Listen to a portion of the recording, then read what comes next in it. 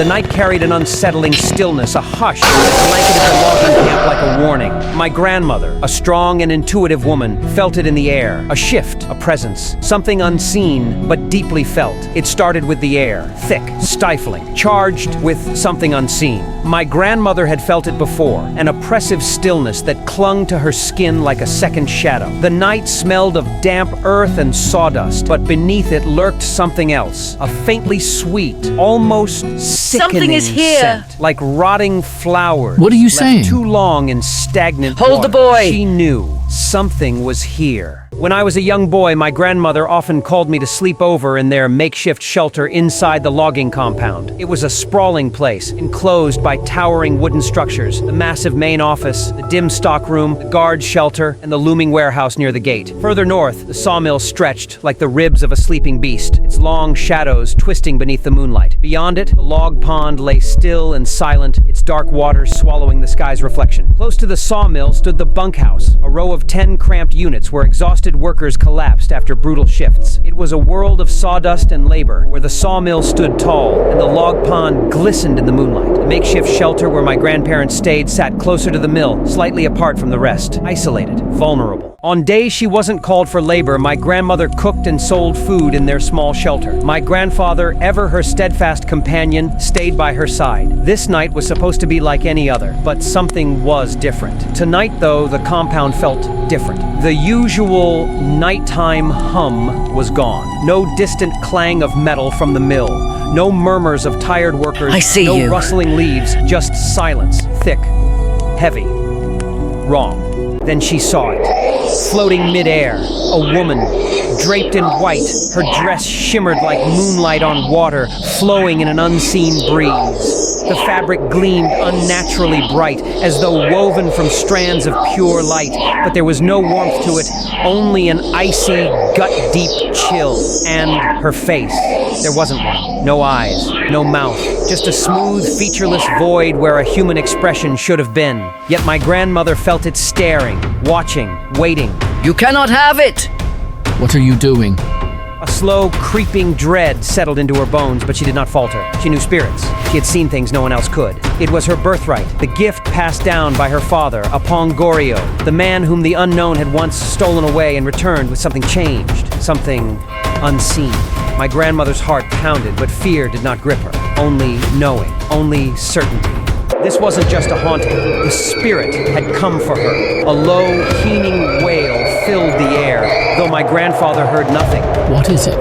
He only saw my grandmother's sudden shift, the sharp inhale, the tightening of her grip on the wooden counter. What is it? He asked. She didn't answer. Instead, she stepped forward. No one else could see her. No one except my grandmother. Perhaps it was the gift, the strange inheritance from her Begone! father, Apongorio, a power passed down in blood and spirit. The entity's gaze locked onto her, intent, searching. It wanted something. Hold the boy! What do you see? It's still here. My grandfather obeyed, his arms tightening around me. Though too young to understand, I sensed the shift. The very air felt wrong, pressing down on us like an unseen weight. Then the wind rose. Not a natural breeze, but a furious, swirling force, spiraling around them, rattling the shelter's thin walls. My grandmother did not move, her eyes locked onto the spirit, her presence as unyielding as stone. Hold him! She commanded my grandfather again, her voice unwavering. Do not let go! I felt the firm grip of my grandfather's arms around me, his heartbeat steady despite the storm brewing before us. The white lady lurched forward, not walking, not gliding, just there, closer than before, though it had never moved.